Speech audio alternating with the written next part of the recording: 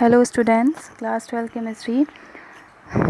Last में हमने chemical properties, nitric acid की केमिकल प्रॉपर्टीज़ की बात कर रहे थे। उसमें हमने acidic character, decomposition and action on metal, जिसमें हमने metal that are more electropositive than hydrogen उसके बारे में डिस्कस किया, उनकी chemical property, and metal which are less electropositive than the hydrogen, and action on noble metal. Noble metal के case में वो एक्वारेजिया HNO3 डायरेक्टली अटैक नहीं करता नोबल मेटल पर, एक्वारेजिया की फॉर्म में। इट मीन्स 3:1 के रेशियो में HCl और HNO3 की एक्वारेजिया फॉर्म में अटैक करता है। नेक्स्ट है अब ऑक्सीडेशन नेचर या oxidising nature of the nitric acid. Oxidation करता है non metal and other compound के केस में। सबसे पहले ये ऑक्सीडाइजिंग एजेंट की तरह वर्क कैसे करेगा। HNO3 nitric acid behaves as a strong oxidising agent. It has a tendency to give a nascent oxygen. इसके अंदर टेंडेंसी होती है नेसेंट ऑक्सीजन, सिंगल ऑक्सीजन को रिलीज़ करने की, जो कि पार्टिसिपेट करता है ऑक्सीडाइज करने के लिए किसी भी कंपाउंड को। फॉर एग्जांपल अगर हम कंसनट्रेट HNO3 लेते हैं तो एग्जांपल HNO3, कंसनट्रेट HNO3 ये नेसेंट ऑक्सीजन देता है, बट कंपाउंड उसके साथ क्या फॉर्म करेगा, 2NO2 nitrogen dioxide plus water H2O and oxygen. Then in case of dilute HNO3 nitric acid dilute हो तो क्या फॉर्म करेगा, 2NO nitric oxide H2O and nascent oxygen, single oxygen को हम नेसेंट ऑक्सीजन बोलते हैं। तो कंसनट्रेट, जब हम कंसनट्रेट की बात करेंगे तो ये वाली रिएक्शन नेसेंट ऑक्सीजन की होगी, और जब हम डाइल्यूट की बात करेंगे तो नाइट्रिक ऑक्साइड वाली। First of all we discuss the oxidation of non metal का ऑक्सीडेशन। इसमें एक चीज़ ध्यान रखनी कि dilute nitric acid non metal के साथ रिएक्शन शो नहीं करते। Dilute nitric acid non metal के साथ एक्शन शो नहीं करते। ओनली कंसनट्रेट नाइट्रिक एसिड ही नॉन मेटल्स पर अटैक करता है, उनके साथ रिएक्शन देता है। तो इसमें हम कंसनट्रेट नाइट्रिक एसिड की ही बात करेंगे नॉन मेटल के केस में। तो कौन सी वाली रिएक्शन कंसीडर करेंगे, जो फर्स्ट वाली है नाइट्रिक एसिड कंसनट्रेट वाला, तो gives the NO2 nitrogen dioxide water and nascent oxygen. First HNO3, ये नॉन मेटल्स हैं। नॉन मेटल जितनी कार्बन, सल्फर, फॉस्फोरस होंगे ये नॉन मेटल्स को ऑक्सीडाइज करेगा, और नॉन मेटल्स में केवल हम कंसनट्रेट HNO3 को ही कंसीडर करेंगे। तो फर्स्ट है HNO3 nitric acid oxidises sulphur to sulphuric acid. Sulphur को सल्फ्यूरिक एसिड में ऑक्सीडाइज करता है। सबसे पहले हमने फर्स्ट वाली रिएक्शन लिखनी है जो कंसनट्रेट HNO3 वाली थी। 2HNO3 gives the 2NO2 nitrogen dioxide plus H2O and oxygen. Then sulphur 1/2S8 sulphur plus H2O, ये H2O और नेसेंट ऑक्सीजन 3O, HNO3 का जो नेसेंट ऑक्सीजन था ये पार्टिसिपेट करता है सल्फर को ऑक्सीडाइज करने में H2SO4 में, तो कन्वर्ट कर देता है H2SO4 में। अब रिएक्शन की ओवरऑल रिएक्शन हो क्या रही है, तो बैलेंस करने के लिए हमने फर्स्ट वाली रिएक्शन को 3 से मल्टीप्लाई किया है ताकि नेसेंट ऑक्सीजन कैंसिल हो जाए। तो 1/2S8 3 2 6 HNO3, ऊपर वाली रिएक्शन को 3 से मल्टीप्लाई करें तो 3 2 6 HNO3 gives the 6NO2, 3 2 6 NO2 plus H2SO4, oxygen nascent cancel हो गए। उसके बाद उधर 3 H2O थे, इधर 1 H2O है, तो 3 में से 1 गए, 2 H2O बचेंगे। सेकेंड है HNO3 जो है ऑक्सीडाइज करता है कार्बन को कार्बोनिक एसिड में H2CO3 में। फर्स्ट ऑफ ऑल वही कंसनट्रेट HNO3 वाले रिएक्शन हम लिखेंगे। 2HNO3 gives the 2NO2 plus H2 and nascent oxygen. In case of this carbon के केस में कार्बन प्लस वाटर मॉलिक्यूल 2 और nascent oxygen 2O react to form the carbonic acid H2CO3। Overall reaction oxygen को balance करने के लिए first वाली reaction को हम 2 से मल्टीप्लाई करेंगे तो 2 2 4 HNO3 प्लस कार्बन और जो नेसेंट ऑक्सीजन है वो कैंसिल हो जाएंगे। Gives the H2CO3 carbonic acid plus 4NO2, वो 2NO2 ऑलरेडी थे, 2 से मल्टीप्लाई किया 4NO2 प्लस एक H2O बच जाएगा इधर वाली रिएक्शन, इधर वाले प्रोडक्ट में, क्योंकि यहाँ पर रिएक्टेंट में हमने कार्बन के केस में एक H2O लेता, वहाँ 2 से कैंसिल होगा, एक सिंगल H2O बचेगा।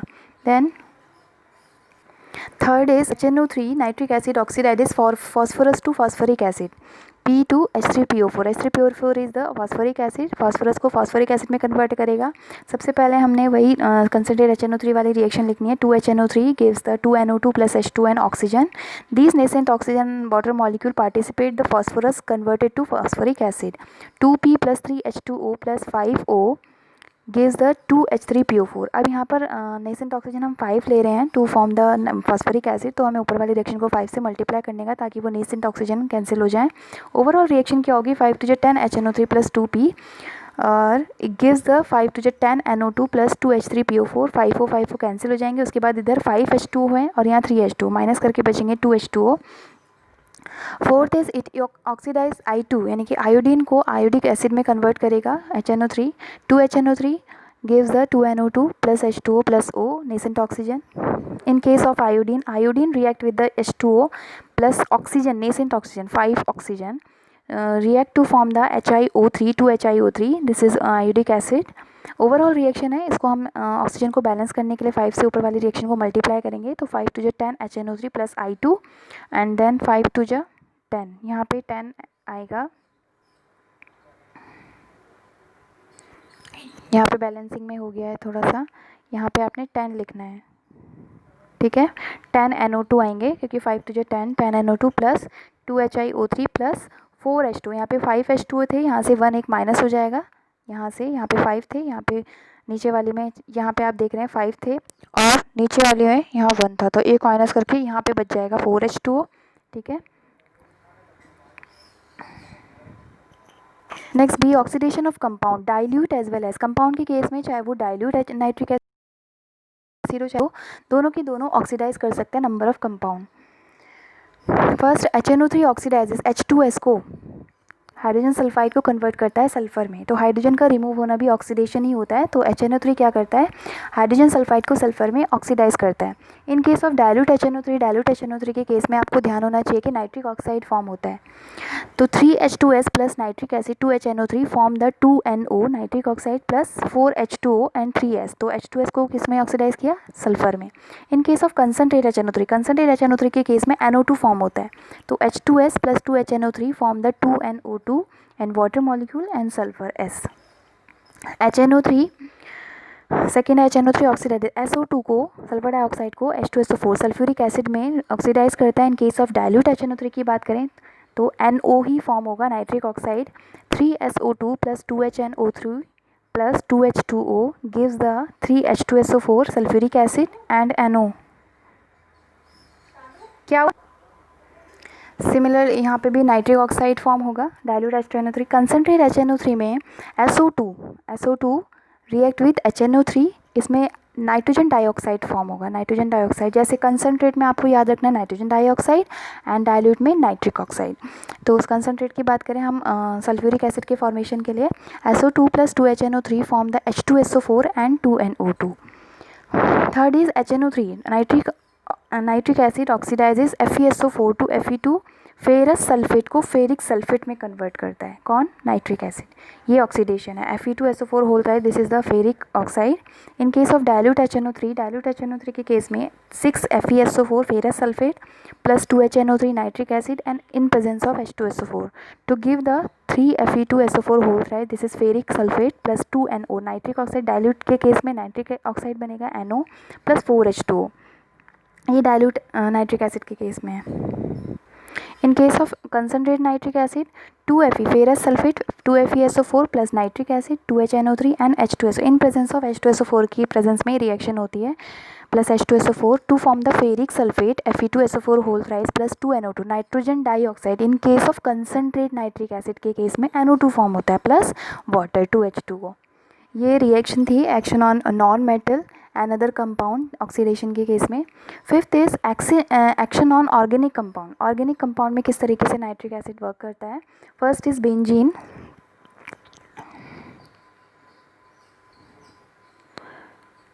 यहाँ पे आप Ne लिख लेना, benzene benzene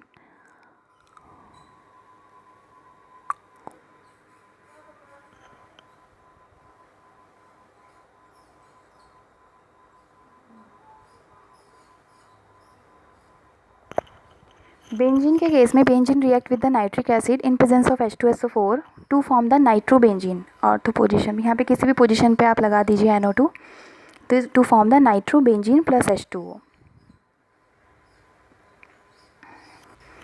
benzene react with the nitric acid in the presence of sulphuric acid to form the nitrobenzene and water. In another organic compound like phenol जब नाइट्रिक एसिड के साथ react करता है in presence of H2SO4 to form the picric acid, ये 2,4,6 tri nitrophenol यानी कि second position, fourth position and six position पर NO2 form होता है to form the picric acid and water molecule.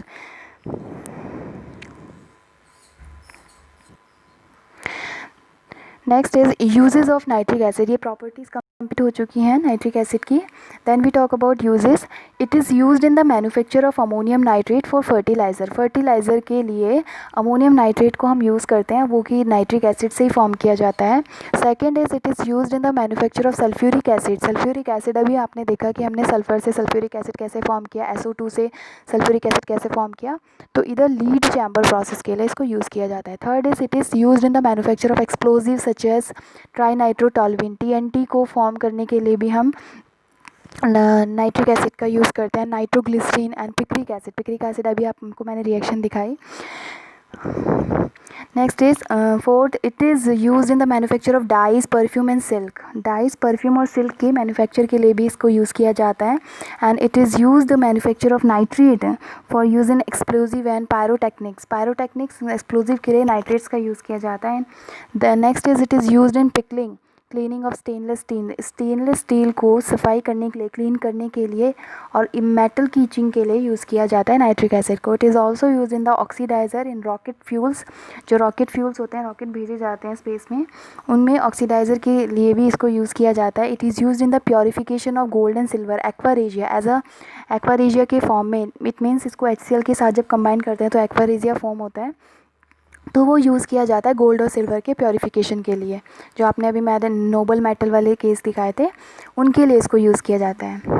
Next है आपका नाइट्रिक एसिड कंप्लीट हो गया है। Next we talk about phosphorus. Nitrogen के पूरे कंपाउंड हमने डिस्कस किए, उसके बाद हमारा फॉस्फोरस आता है। It occurs mainly in the form of phosphate mineral. Earth crust में जो फॉस्फेट मिनरल के फॉर्म में ये मिलता है। Phosphorus is produce. फॉस्फोरस बनता कैसे प्रोड्यूस होता है? बाय हीटिंग बोन ऐश, जो हड्डियों की आग होती है उससे, उसको हीट करने पर bone ash containing 58% calcium phosphate और फॉस्फेट रॉक। फॉस्फेट रॉक, इसका फॉर्मूला मैंने आपको पहले बताया था, phosphorite Ca3PO4 whole twice. Phosphorite with silica, जब फॉस्फोराइट को सिलिका के साथ SiO2 के साथ हीट करते हैं in the presence of coke in an electric furnace at 1775 kelvin पर जब हीट करते हैं तो हमारा फॉस्फोरस प्रोड्यूस होता है। फॉर एग्जांपल ये रिएक्शन आपको दिख रही होगी 2Ca3PO4 whole twice. This is the phosphorite. The formula of this phosphoride react with the silica SiO2 6SiO2 in at temperature 1775 Kelvin to form the calcium silicate 6CaSiO3 and P4O10 phosphorus pentaoxide. P4O10 is the phosphorus pentaoxide. This phosphorus pentaoxide react with the carbon coke 10C at a same temperature 1775 Kelvin to form the carbon monoxide and P4 vapours के form में मिलता है। जो P4 है ये phosphorus है।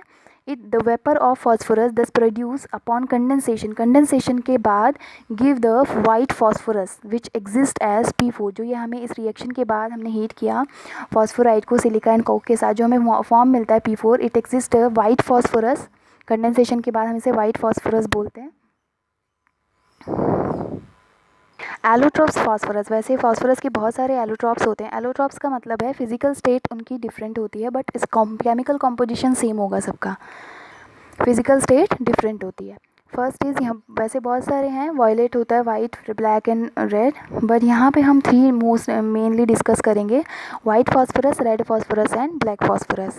First is white phosphorus. It is common variety of the phosphorate and it's obtained from phosphorite rock with coke and sand. जो भी मैंने आपको फॉस्फोरस प्रोड्यूस करने का मेथड जो बताया सेम वाइट फॉस्फोरस का है। ये जो हमें पूरा मेथड हम इलेक्ट्रिक फर्नेस में मेथड लगाते हैं, फॉस्फोराइट की सिलिका के साथ और कोक के साथ रिएक्शन कराते हैं एट अबाउट टेम्परेचर 1775 टेम्परेचर पर, तो हमारा वाइट फॉस्फोरस फॉर्म होता है। It consist of P4 unit. P4 units होती हैं जो 4 फॉस्फोरस एटम होंगे, lie at the corner of the regular tetrahedral. एक टेट्राहेड्रल की कॉर्नर पर अरेंज इस तरीके से होते हैं विद एन एंगल। इनके बीच का जो एंगल होता है 60 डिग्री। ईच P एटम यानी कि हर एक phosphorus atom is bonded to each other. एक फॉस्फोरस एटम 3 फॉस्फोरस एटम से कंबाइंड होगा बाय कोवेलेंट बॉन्ड बनाकर।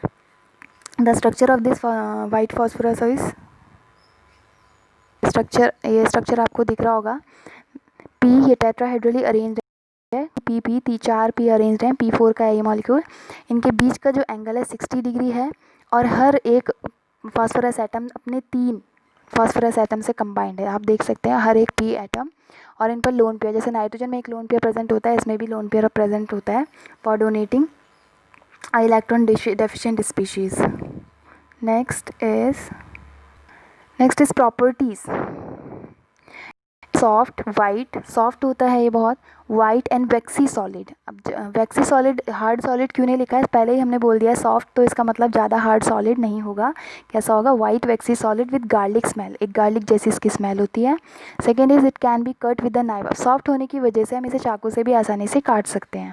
Third is it melt eight 317 kelvin, इसका आप मेल्टिंग पॉइंट देख रहे हैं 317 केल्विन है। It means about 30 degree Celsius के लगभग, मतलब सॉफ्ट है, सॉफ्ट होने की वजह से कैसा है, वैक्सी सॉलिड है तो जल्दी मेल्ट हो जाता है, ज़्यादा टेम्परेचर की ज़रूरत नहीं होती। And boils at 553 kelvin. It is insoluble in water, water में insoluble but soluble in benzene, CS2 etcetera, carbon disulphide में ये सॉल्युबल होता है। इट्स वेरी पॉइजनस, अगर इसकी वेपर्स आपने इनहेल कर ली, it is very poisonous to for body. Next is it glows in dark, dark में ये ग्लो करता है। इस प्रॉपर्टी को, ग्लो करने की प्रॉपर्टी को कैमिल्यूमिनेसेंस कहा जाता है, chemiluminescence. Next is white phosphorus, P4 molecule are stable, stable होते हैं अप टू 1070 केल्विन पर, 1070 केल्विन पर ये स्टेबल होते हैं, इवन इन वेपर फेज में। बट इससे ऊपर अगर टेम्परेचर हीट बढ़ा दिया जाए या टेम्परेचर बढ़ा दिया जाए तो P4 मॉलिक्यूल डिसोसिएट हो जाता है, यानी कि वाइट फॉस्फोरस डिसोसिएट हो जाता है P2 मॉलिक्यूल में। एग्जिस्ट करता है, स्टेबल होता है 1070 केल्विन पर, बट इससे ज़्यादा टेम्परेचर अगर हम करेंगे तो ये डिसोसिएट हो जाता है P2 मॉलिक्यूल में। नीचे आपको रिएक्शन दिख रही होगी, P4 reversible equals to greater than temperature 1070 Kelvin to dissociate into 2P2 molecule. Next day पे हम इसकी और प्रॉपर्टीज़ हैं, केमिकल प्रॉपर्टीज़, वो डिस्कस करेंगे। Thank you.